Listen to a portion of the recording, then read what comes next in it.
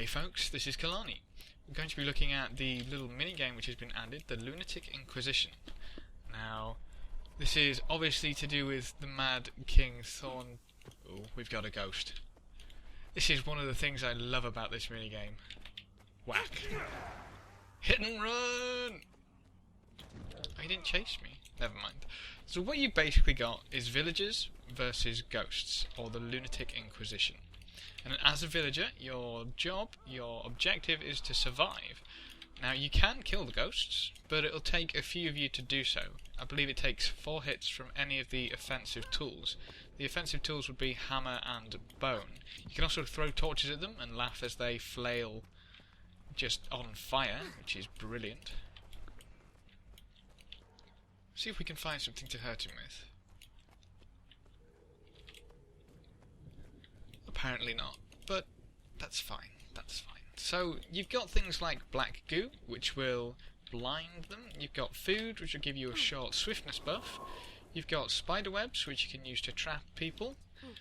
And there's a hammer, which does hammery things, whack, whack, and knock back.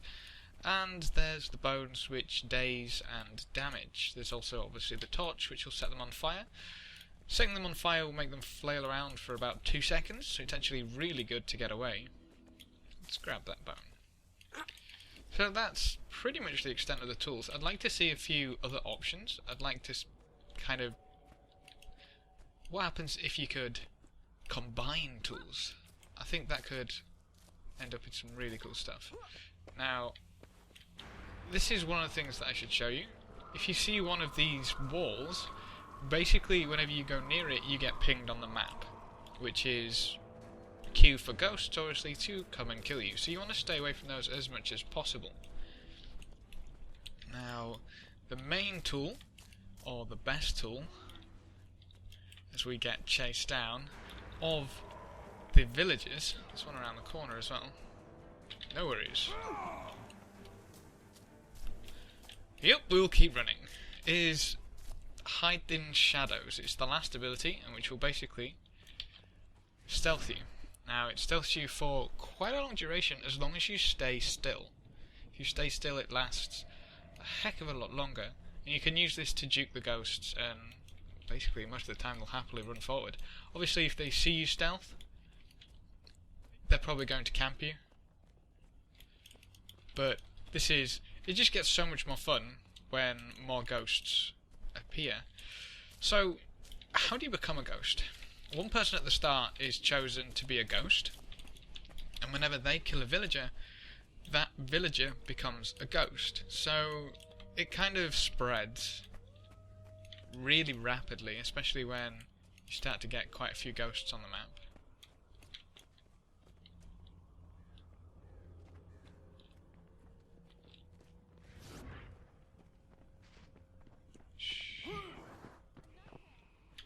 See you. Ah, yeah, right, love.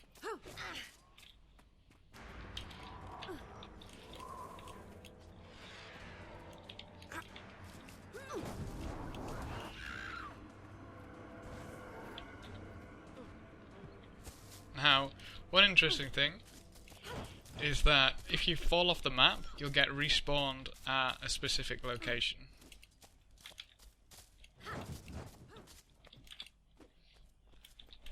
Both villagers and ghosts are able to dodge roll, so you can use that to avoid most of the abilities. We'll get to the ghost abilities in a little while. She's kind of spamming them on me. I could outrun a centaur.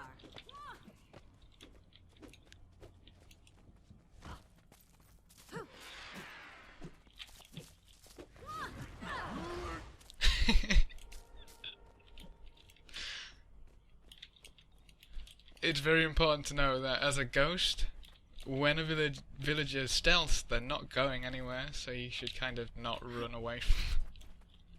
That was fun. That was good fun. Sadly, it is actually a lot easier to get the points as a ghost. To the point where, if you actually want to be the top scorer, I recommend you try being a ghost as soon as possible, which is kind of sad, really. As a villager, to get the most points, you're going to have to gang up with some people and get the last hit on on the ghosts that you're killing, which obviously isn't ideal. Only one person will get the last hit. So it's kind of, oh well.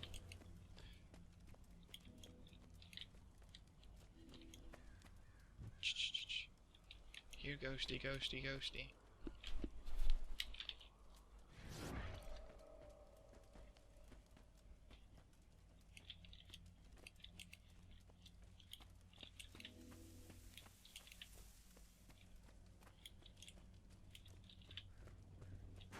Uh-oh.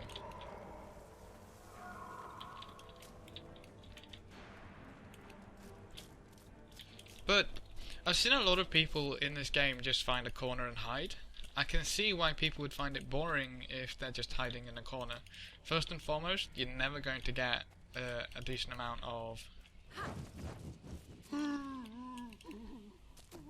Hey guys, can I chill with you? You're never going to get a decent amount of points.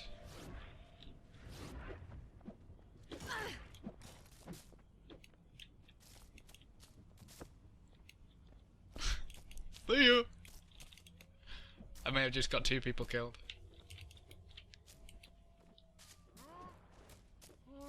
They had torches, it's fine, it's fine.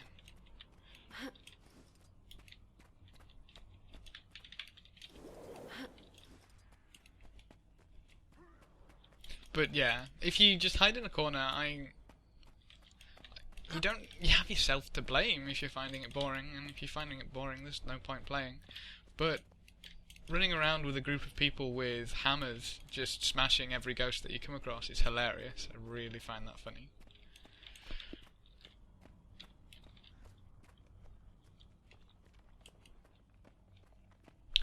You can lay traps as a ghost as well, which I just trod on but didn't seem to do anything.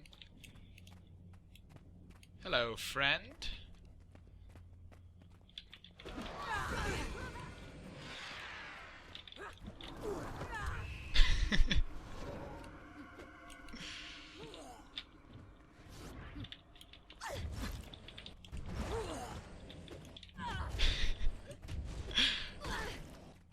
Oh, I'm gonna die. But that's fine. Or maybe not. Let's get out of here.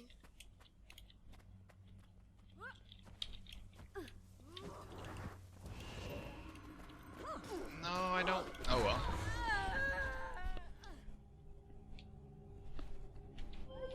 Picking a fight with a ghost on your own isn't bright. Is that this guy?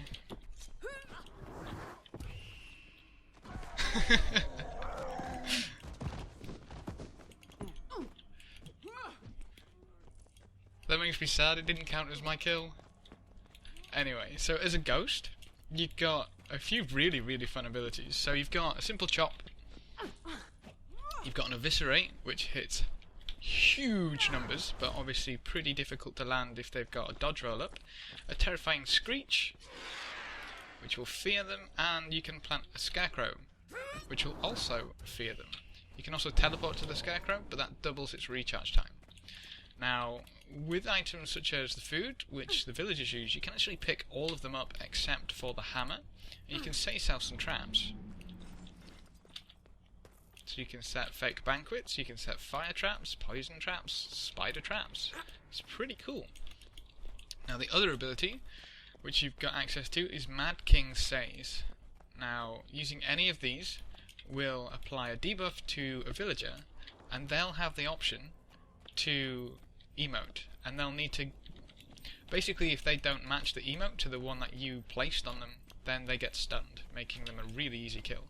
You can also use these teleporters to take yourself really quickly to the northwest, south and east. So, what you need to do as a ghost is watch out on the map. We know that there's one coming around. I saw it on the map. Plant yourself a scarecrow. Or not. How cruel. Fire is the most annoying thing as a ghost. 30 seconds left. We're going to have to kill this guy.